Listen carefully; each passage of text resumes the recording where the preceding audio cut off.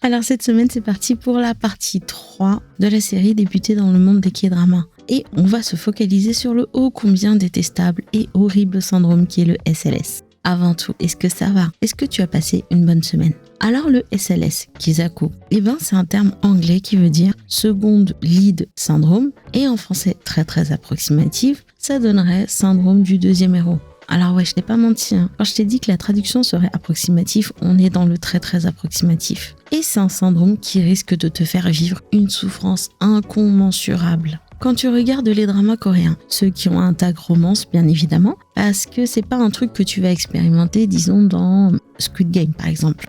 상우 형, 나 보고 왔어요. 형! Oh non. Alors oui, ok, j'ai pleuré pour Ali, mais c'est définitivement pas à cause du SLS. Le second lead syndrome, c'est tout simplement un syndrome qui te prend à la gorge et qui va te faire pleurer de désarroi et tu seras roulée en boule et tu seras malheureuse et... Bon, je vais m'arrêter là. Parce que tu commences à stanner de plus en plus et tu t'attaches de plus en plus au deuxième lead au lieu de stanner pour le premier lead, comme toute personne normalement constituée. Après, dans les anciens K-dramas, franchement, c'était beaucoup plus facile. Un peu comme dans les mangas shoujo. Le second lead, il est là en vrai soutien moral pour l'héroïne qui est en train de passer par 50 nuances de souffrance. Et des fois, dans ces 50 nuances de souffrance, 49 nuances sont causées par le main lead. Et tu te retrouves à le soutenir et à l'encourager à fond. Même si tu sais dès le début que c'est foutu.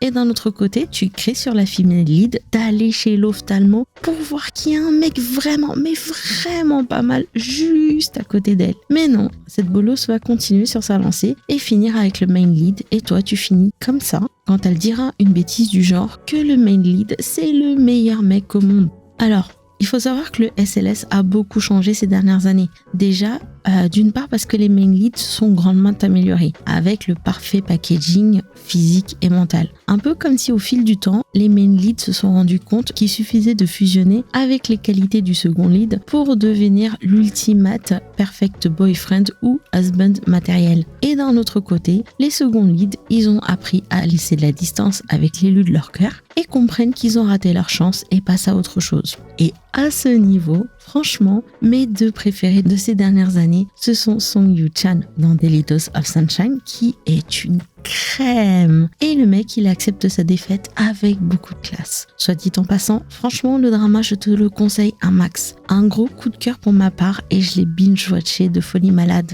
Et en deuxième lieu, Kim Tae-sung, dans mon drama le plus préféré et le plus adoré au monde, Lovely Runner.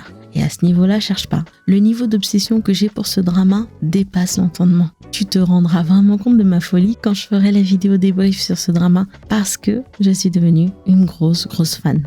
Et Kim Tae-sung, il se rend compte de la force du lien qui lie Song-jae et Sol, et le mec il gardera tout simplement une distance respectueuse, amicale, ce qui fait que plein de gens ont adoré son personnage, dont moi. Du coup, SVP, si jamais par hasard il y a des scénaristes coréens qui passent par là, même s'il y a zéro chance, vous pouvez nous faire un drama romantique avec Kim Ye-yoon et Song Jo-hee. Désolée pour la prononciation. Et comme tu peux le voir, je suis quelqu'un qui s'investit un peu trop émotionnellement dans les K-dramas que je regarde. Et au fil des années, j'ai expérimenté vraiment pas mal de SLS. Et là, je te fais mon top 3 des pires SLS que j'ai pu expérimenter. Alors, ce SLS, il a été dur. Il m'a brisé le cœur. Mais quand je te dis qu'il m'a brisé le cœur, c'était tellement horrible que j'ai tout simplement arrêté de regarder le drama. Alors oui, je sais, c'est débile, mais crois-moi, j'ai arrêté de regarder des trucs pour des raisons encore plus débiles. Je sais, j'exagère quand je dis ça, mais le premier épisode, il m'a pris aux tripes. J'ai trop adoré le flashback. Et du coup, moi, bonne cruche, j'étais à fond pour Han Ji-pyeon. C'est quand même lui qui a écrit toutes ces lettres et le lien qu'il avait avec la grand-mère était juste trop adorable. Et à cause de ce flashback-là, quand ils se retrouvent tous à l'âge adulte, j'étais plus pour Han Ji-pyeon que pour Nam Do-san. Parce que ça, tu vois, dans n'importe quelle autre fiction, cet échange de lettres, ça devrait être le prélude à une belle histoire d'amour. Mais non, elle, cette idiote, préfère le vrai Nam Do-san. Ok, d'accord, j'ai insulté, mais ça m'a tellement frustrée que oui, laisse tomber. Alors oui, leur histoire d'amour a été plutôt bien amenée. Et oui, c'est normal qu'elle tombe amoureuse de son choupi d'amour. Mais moi, en tant que spectatrice, je voulais que le choupi d'amour de Dalmi soit Han Ji-pyeon. Et là, je me suis dit, bon, j'arrête les frais. et j'arrête tout simplement de regarder le drama. Parce que sinon, à quoi bon se faire du mal pour rien, quoi. Alors celui-là, mais oh là là là là là là là. Franchement, il tombe sous le sens. Déjà, Ji Song-joon, c'est une plaie. Il parle mal. Il agresse gratuitement Kim Ye-jin parce qu'elle ose porter le même prénom que sa bien-aimée. Alors pour ceux qui n'ont pas vu le drama, en gros, cette meuf-là, quand elle était jeune, elle était jolie, comme ça. Et Song-joo, donc le héros, ce petit gamin, c'était son meilleur ami. Mais lui, il a dû partir à l'étranger pour des raisons scénaristiques et ils se sont jamais oubliés. Et quand Song-joo revient, il demande à la revoir, sauf que elle, comme elle est devenue moche, et là je mets bien les guillemets parce qu'aucune meuf n'est moche, et là, elle stresse et elle demande à sa meilleure amie, la belle gosse, de se faire passer pour elle. Sauf qu'elle retrouve Song-joo sur son lieu de travail qui la traite comme la pire des cacas. Et au milieu de tout ça, vient Kim Shi-hyuk, mec un peu relou et un peu crevard, qui va être là. Et surtout, il la trouve adorable dès le début. Et ça, tu vois, ça, c'est le Graal. Il l'aime pour ce qu'elle est. Quand il dit... Normalement, la seule chose que Ye-jin aurait dû dire, c'est « j'arrive » et pas le regarder comme un poisson rouge qui se retrouve devant un filet aux fiches. Mais non, c'est Song-joo qui remporte la partie. Après, dans ce genre de drama, c'est toujours comme ça. Le héros, au début de la série, il a tous les défauts de la Terre. Puis vers la fin du drama, il devient le mec parfait. Mais moi, je stannais à fond Kim Shi-hyuk parce que c'était un mec vraiment tranquille qui va au bout des choses sous ses allures de flemmard. Et le dernier, c'est Han So-jun dans True Beauty. Alors franchement, toute sincérité, en matière de mec pour Im Joo-kyun, que ce soit Lee So-woo ou Han So-jun, je dirais que les deux se valent. Mais Im Ji-hyuk et Han So-jun, c'est une alchimie de folie malade. Et ces deux-là, ils m'ont offert mes meilleurs moments de bar dans ce drama. Surtout parce qu'ils ont tous les deux un côté Dumber et Dumber. Sans compter que Won Hee-yop, l'acteur, il a trop bien joué le mec énamoré. Mais pour tout avouer, Han So-jun, je l'ai trop kiffé dans cette scène. Mais comment j'étais trop mal pour lui et je m'étais dit qu'il avait trop bien géré cette honte. Et puis après, je me suis dit, ah non, ouais, j'aurais grave pleuré comme toi.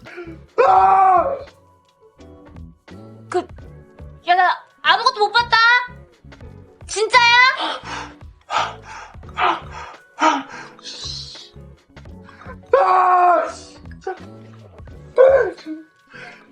Mais en soi, Han So-jun, c'est quand même le mec qui est resté aux côtés de Im Jo-gyu et qui a été un soutien sans faille. Et c'était trop dur de le voir souffrir. Mais aussi, toi, Lee So-woo, pourquoi tu choisis pile ce moment-là pour revenir? Tu te donnes pas de news pendant je sais pas combien de temps et tu arrives comme une fleur quand l'autre trouve enfin le courage de se lancer. Il y en a marre. Ouais, faut dire que le second lead, il a jamais de chance. Il y a toujours une force mystérieuse qui l'empêche de se déclarer. Et s'il réussit à faire cette déclaration par le plus grand des miracles, c'est trop tard. Genre comme la déclaration des impôts trop tard, quoi. Et ça fait mal de la même manière. Alors l'une des conséquences du SLS, c'est que généralement, tu te retrouves à devenir une fan de ces acteurs. Et quand ces derniers deviennent à leur tour main lead, et ben t'es la première à être contente pour eux. Et tu vas suivre leur travail avec un certain attachement. Quand Kim Son-woo est devenu main lead dans Hometown Cha-Cha-Cha, j'avais vu pas mal de gens être vraiment contents pour lui parce qu'il était passé enfin main lead. Moi pour ma part, j'étais aussi grave contente pour Won Hee-yop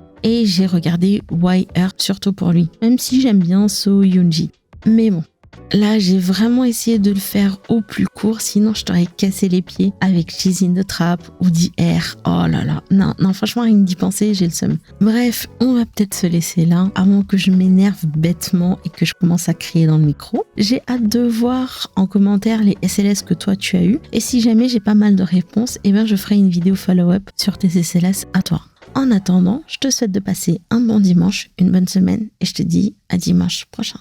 타잔이 10원짜리 팬티를 입고